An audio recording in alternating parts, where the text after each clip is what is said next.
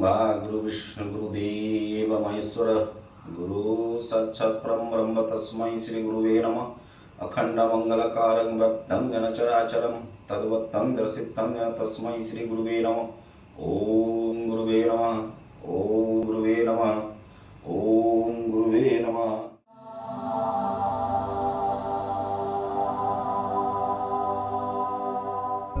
नमस्कार जी, मैं प्रभुनाथ अदृश्य तंत्र से आप सभी को फिर से स्वागत है इस चैनल पे। वीडियो आज बनाएंगे, जो चर्चा करेंगे वो है कि देवी काली नग्न क्यों है।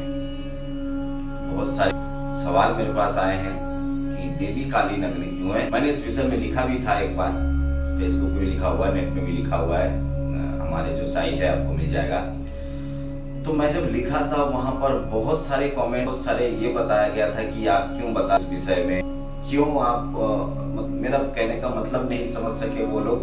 मैं समझ रहा हूँ कि एक बार इसके लिए वीडियो बनाना जरूरी है। तो वीडियो में जाने पहले आपको अनुरोध करूंगा कि कृपया सब्सक्राइब कर दे इस चैनल को, और जो सामने जो रखा हुआ नोटिफिकेशन बेल है उसको जरूर दबा दीजिएगा, ताकि मैं जब भी वीडियो अपलोड करूँ आप लोगों तक पहुँच जाए। तो चलिए आगे बढ़ते हैं वीडियो के तरफ। बात करते हैं देवी नग्न क्यों है।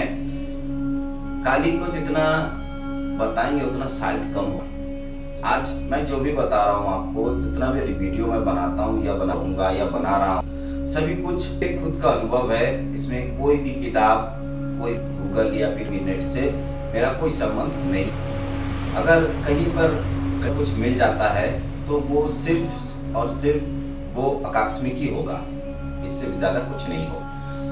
तो बात है देवी काली नग्न क्यों है।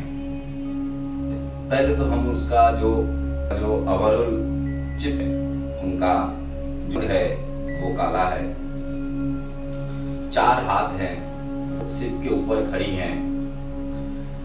तो पहले तो हम उनका थोड़ा सा रूप का वर्णन हम लोग बता देते हैं, समझ जाइए। अच्छा देखिए, उनका बायां हाथ अलग है और ठीक नीचे ही किसी असुर का छिन्न किया हुआ मस्तक है, और ऊपर का जो है वो बढ़ावा देती हुई, और सामने का जो हाथ है वो आपसे कुछ मांगते हुए।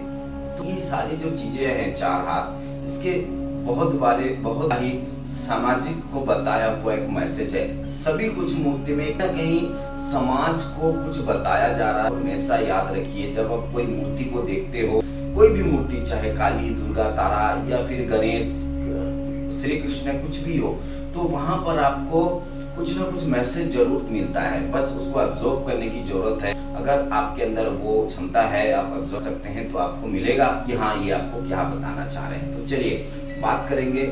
देवी का जो बायां हाथ है ऊपर, वो खड़ग पकड़ी हुई है। किस लिए पकड़ी? वाकई में वो असुर के दामन करने के लिए है, या वो असुर को काटने के लिए है? असुर कौन है? असुर हमारे अंदर जो बुराइयां हैं, वो देवी बोल रही है कि वो बुराइयां को मैं इसी खड़ग से काटती हूँ, और वही असुर है। उनका जो नीचे वाला हाथ है वो किसी एक राक्षस का, ये असुर का छिन्न किया हुआ मस्तक है। मतलब वो ये बताती है कि हर सब कुछ लेने के बाद तुम्हारे पास कुछ भी नहीं बचता, सिर्फ इस मस्तक के कुछ भी नहीं बचता। उन्होंने ये पकड़ा हुआ है। अब उनका जो ऊपर का हाथ बढ़ावा देती हुई, मतलब आशीर्वाद दान करती हुई, तो बता रहे हैं कि मैं तुम्हें बुराइयां को निपट, अगर इस चीज से निपट जाते हो तो मैं आशीर्वाद भी देती हूँ। और उनका जो नीचे वाला हिस्सा है, उनका हाथ इस तरह रहेगा हमेशा। उसका कारण है कि वो आपसे सिर्फ प्रेम मांगती है, मतलब भाव मांगती है। उनको ना फल चाहिए, फूल चाहिए, ना कपड़ा चाहिए, कुछ भी नहीं चाहिए। बस उतना ही आप प्रेम समझ सकते हैं या भाव समझ सकते हैं। और उनका जो जीवा है वो निकला हुआ है बाल की तरफ। मतलब वो ये बता रही हैं कि शब्द हमेशा सोच समझ के बोलनी चाहिए। अगर गलत शब्द हो गया तो वो कुछ नहीं बचेगा, क्योंकि शब्द ही है। उनका कमर का पेटी जो होता है और बंद, वो देखिएगा हाथ ऐसे लटका होगा, इस तरह का हाथ होगा। तो वो ये बताती है कि कर्म करो, उस हाथ का सामाजिक जो मैसेज है वो ये बताती है कर्म करो। और आते हैं अगर हम देखें तो माता काली है, उनका नीचे सोए हुए भगवान शिव हैं। क्या वो वाकई में शिव हैं? जी नहीं, वो शिव बिल्कुल नहीं है, वो है सर्वरूपा शिव। मतलब वो सब, जब देवी काली का पैर उन पे आया तो वो शिव बने, मतलब वो असुर है। जब वो असुर है, अगर देवी शिव के ऊपर अपना पैर रख दिए तो शिव रूपा हो गए, मतलब ज्ञानी हो गए। जहाँ जथा ज्ञानम तथा शिवम, जहाँ पर ज्ञान होता है वहीं पर शिव का वास होता है। हमेशा याद रखिए इस बात को कि शिव कहीं व्यक्ति विशेष नहीं है तो वो भी शिव नहीं है। जहाँ पर ज्ञान की बातें होती हैं, ज्ञान उत्पन्न होते हैं, वहीं पर शिव विराज करते हैं। तो अब आते हैं कि देवी काली नग्न क्यों है।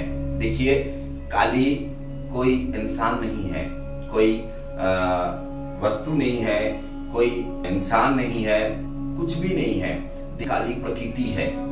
जो प्रकृति में आप देख रहे हैं ना, अग्नि, पृथ्वी, वायु, आकाश, जल, ये सारी चीजें वही तो है। अब उनको आप क्या चीज से लेके करेंगे, चीज से लेके उनको ढका जाएगा। कोई ऐसा चीज नहीं है जो उनको ढके, कोई भी ऐसा चीज नहीं बना है। तो कैसे? मेरा कहने का मतलब, आप लोगों ने भी कमेंट किए हैं कि आपको इस तरह से बातें नहीं बताना चाहिए कि देवी काली नग्न है। जी हाँ, प्रकृति नग्न ही है।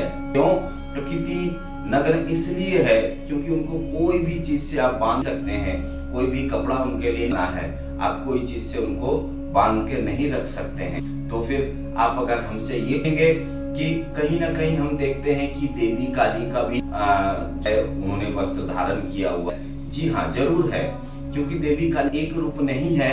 और दो बात है कि समाज को हमेशा कुछ ना कुछ सिखाने की जरूरत पड़ती है।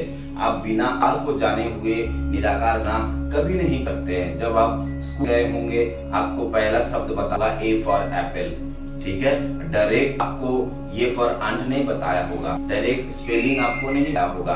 आपको पहले यह बताया गया कि ये देखो, ये है ए फॉर एप्पल, ठीक है। तो हम बात जो कर रहे हैं आपसे कि देवी काली नग्न क्यों है। देवी काली प्रकृति है।